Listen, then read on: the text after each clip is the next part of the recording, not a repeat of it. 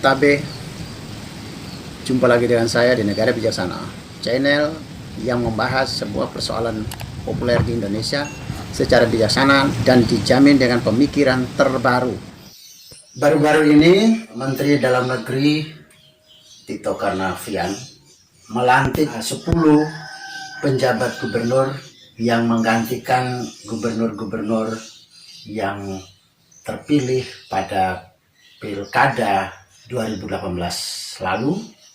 Pada tanggal 4 September yang lalu, ada 10 penjabat gubernur pilihan Jokowi, Presiden Jokowi. Mereka adalah penjabat gubernur Jawa Barat B. Mahmudin menggantikan Ridwan Kamil. Jawa Tengah ada Nana Sujana menggantikan Ganjar Pranowo. Di Sumatera Utara ada Hasanuddin. Lalu penjabat gubernur Bali Sang Made Mahendra Jaya. Penjabat gubernur Papua Ridwan Rumasukun. Penjabat gubernur NTT atau Nusa Tenggara Timur Ayudhya Kalake. Penjabat gubernur NTB lalu Gita Aryadi. Penjabat gubernur Kalimantan Barat Harrison Asroe. Penjabat gubernur Sulawesi Tenggara Andap Budi. Dan ke-10 penjabat gubernur Sulawesi Selatan Bakhtiar Baharudin. Sampai dengan pelantikan gubernur baru terpilih pada 2024, maka masa tugas ke-10 penjabat gubernur ini bertugas selama kira-kira 1 tahun 3 bulan. Publik akan bertanya-tanya, dan pasti bertanya-tanya. Ada harapan, mungkin ada yang hopeless, ada yang tidak berharap juga. Meski demikian, pikiran positif kita telah tetap berharap kepada 10 penjabat gubernur yang dilantik ini. Mereka diharapkan bisa menampilkan kinerja terbaik mereka meskipun cuma 1 tahun 3 bulan. Yang menjadi pertanyaannya, dalam tempo 1 tahun 3 bulan, apa sih yang bisa dibuat? Kalau mau buat program baru, program apa sih yang bisa selesai dalam 1 tahun 3 bulan itu? Kalaupun tidak diselesaikan dalam 1 tahun 3 bulan, apakah gubernur baru yang akan dipilih melalui peristiwa politik tahun 2024, maukah dia atau maukah mereka untuk melanjutkan program-program baru? Bapak-bapak atau saudara-saudara penjabat gubernur itu, dalam konteks politik tidak ada kewajiban bagi gubernur baru nanti untuk melanjutkannya. Apalagi dia akan terpilih melalui sebuah jalur politik. Berbeda dengan 10 orang penjabat gubernur ini, mereka dipilih melalui bukan jalur politik, tapi jalur karir. Tadinya mereka adalah seorang ASN, aparatur sipil negara, atau PNS zaman dulu, pegawai negeri sipil. Mereka adalah jabatan karir.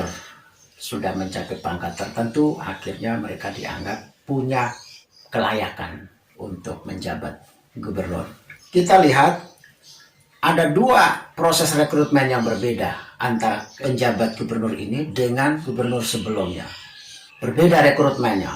Yang biasanya gubernur adalah rekrutmen dari rekrutmen politik lewat pilkada, pemilihan kepala daerah, di mana para pesertanya adalah partai-partai politik atau koalisi atau gabungan partai politik yang bertarung di dalam pilkada, sehingga mereka memiliki utang, memiliki janji dengan masyarakat. Ada semacam kontrak lah.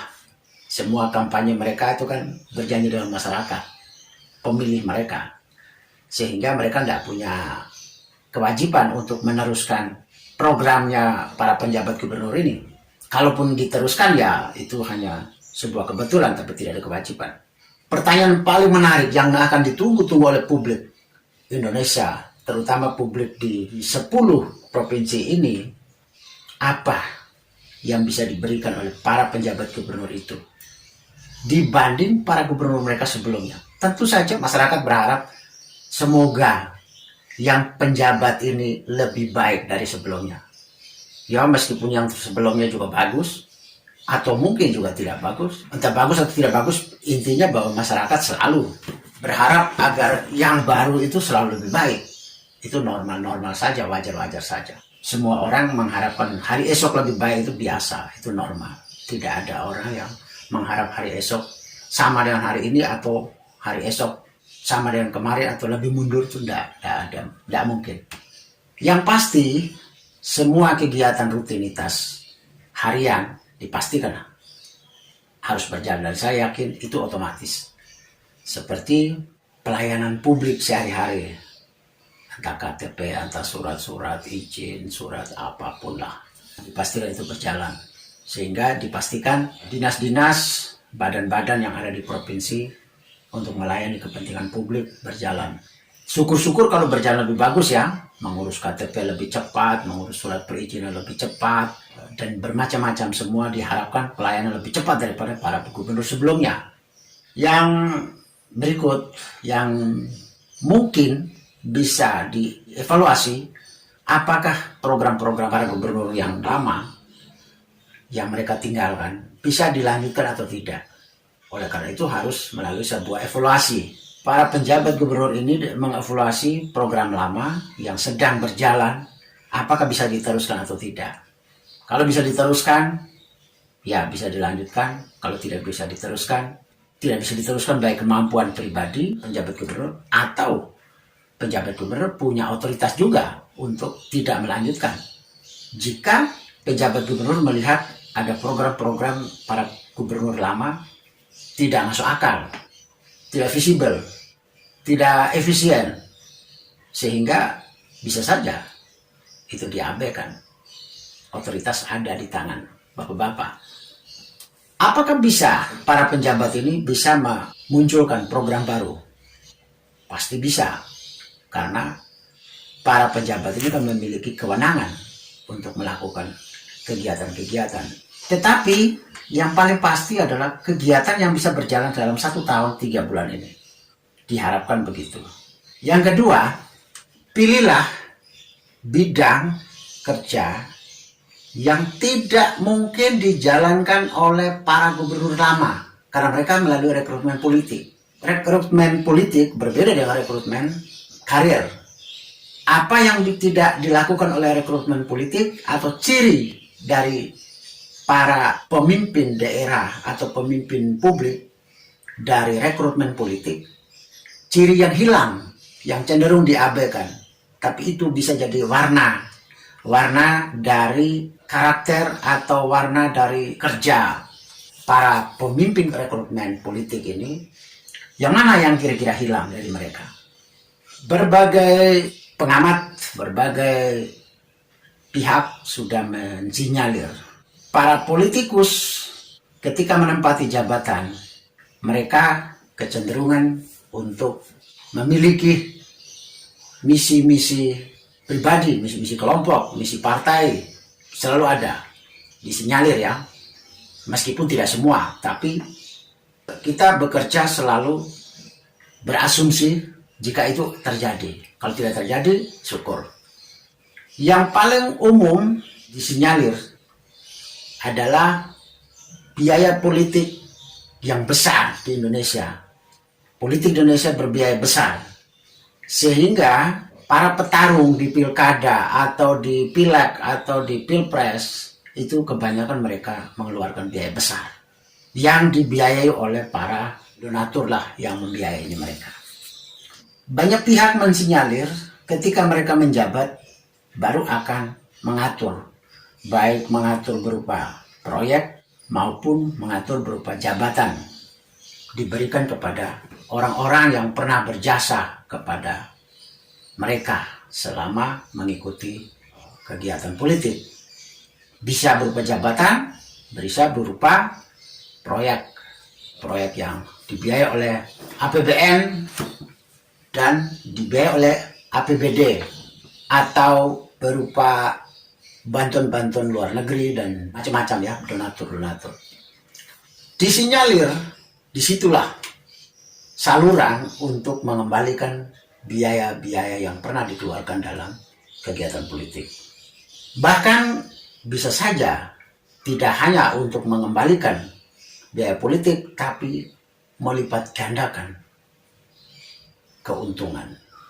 Bisa berupa KKN, kolusi, korupsi, nepotisme bisa marak terjadi. Ini tidak menuduh, tapi banyak pihak mensinyalir begitu. Dan korupsi-korupsi yang terjadi di Indonesia juga memiliki jalan cerita seperti ini, yaitu dalam rangka mengembalikan cost dan membayar, memberi kepada mereka yang pernah berjasa atas munculnya pemimpin publik itu. Ketika cara kerja seperti ini mewarnai dalam birokrasi di daerah-daerah, berarti kemungkinan KKN pun terjadi marak di daerah-daerah. Mungkin juga termasuk di provinsi itu yang sedang dijabat oleh bapak-bapak ini. Tapi tidak mungkin orang melaporkan, membuat laporan-laporan keuangan secara jujur. Tidak mungkin. Atau bahkan bisa laporan palsu, bisa juga tidak melapor apa-apa. Kan setiap daerah di Indonesia setiap tahun kan dirankingkan oleh badan atau lembaga pemeringkatan korupsi di Indonesia, baik KPK maupun Masyarakat Transparansi Indonesia. Peringkat korupsi kita terus memburuk, dan itu menyebar di berbagai daerah di Indonesia.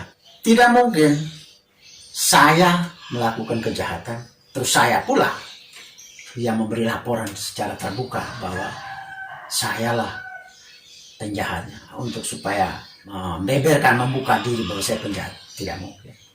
Mesti banyak hal yang ditutup-tutupi. Ini kesempatan emas bagi Indonesia untuk saatnya memberantas KKN lewat tangan seorang kepala daerah.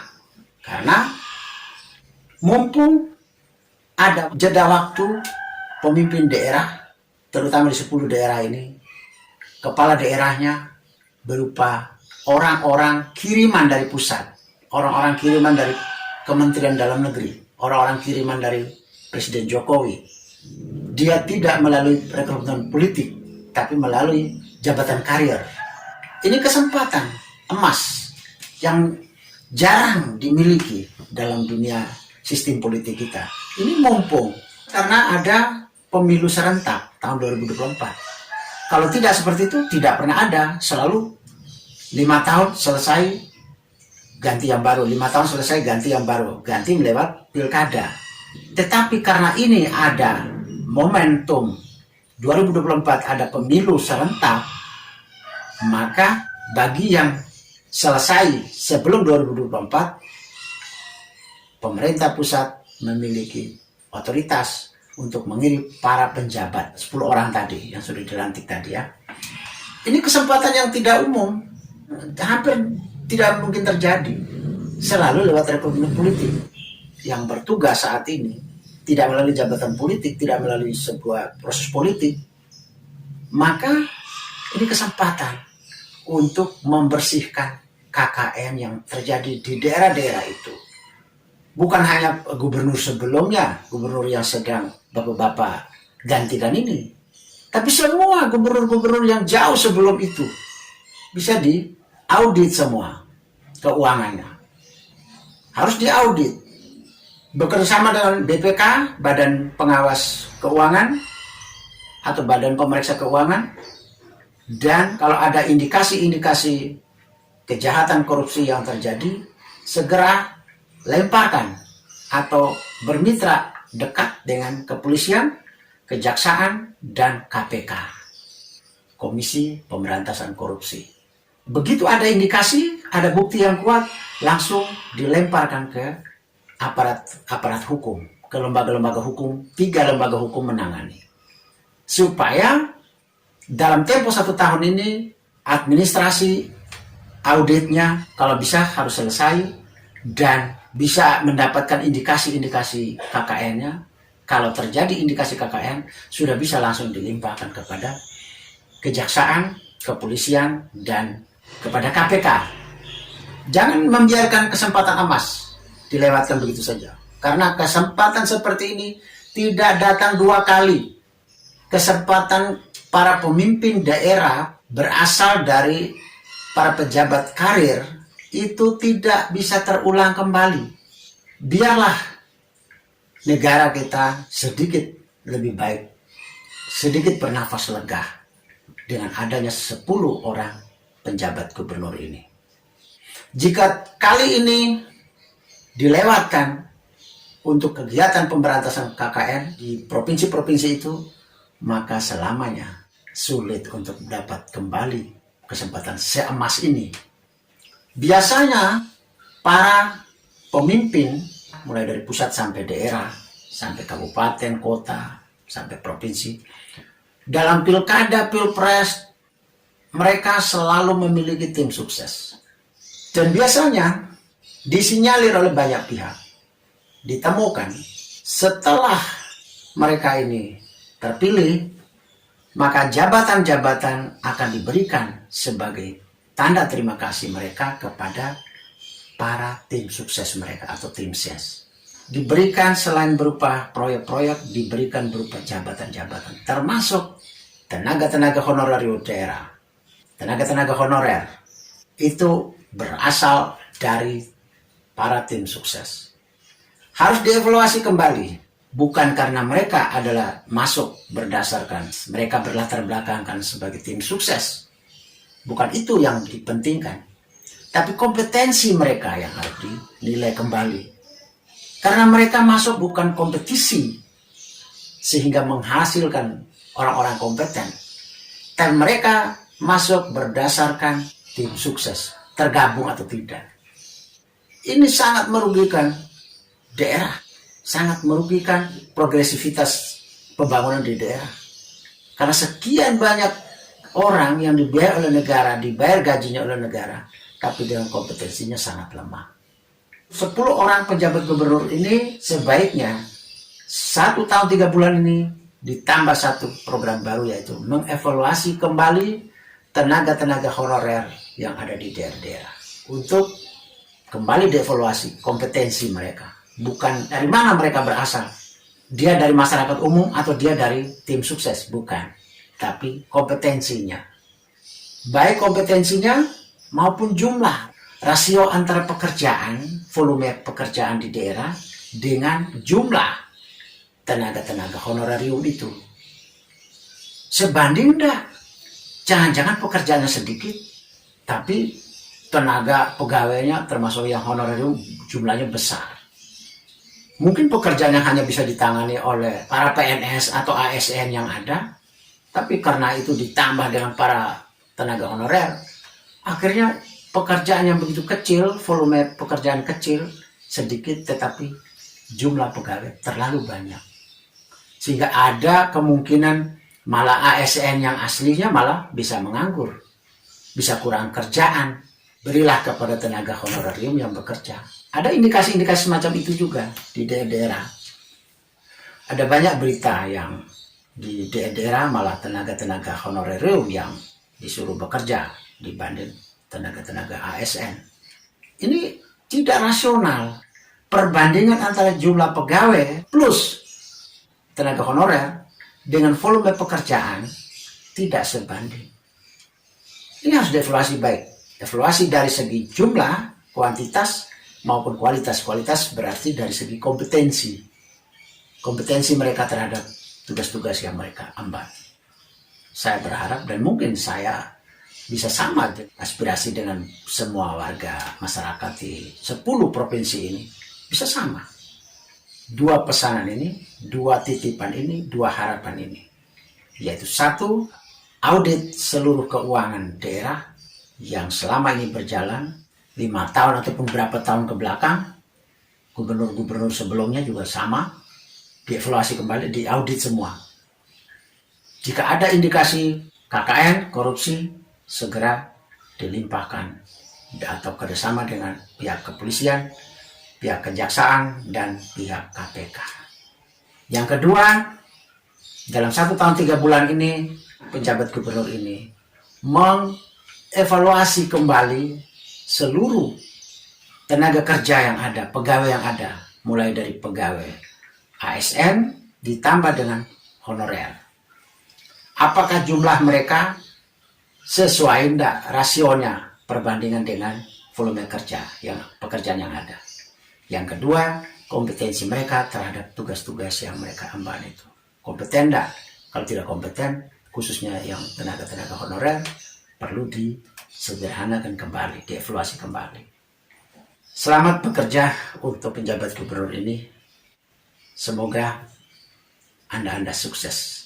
Dalam 1 tahun 3 bulan ke depan, di negara bijaksana, saya pastikan warga masyarakatnya mendukung 2 kegiatan utama para penjabat gubernur ini, yaitu kegiatan untuk audit keuangan daerah dan proses hukum berjalan bersama, serta evaluasi seluruh volume kerja dan jumlah tenaga honorer, rasionalisasikan antara jumlah tenaga honorer dengan volume pekerjaan yang ada.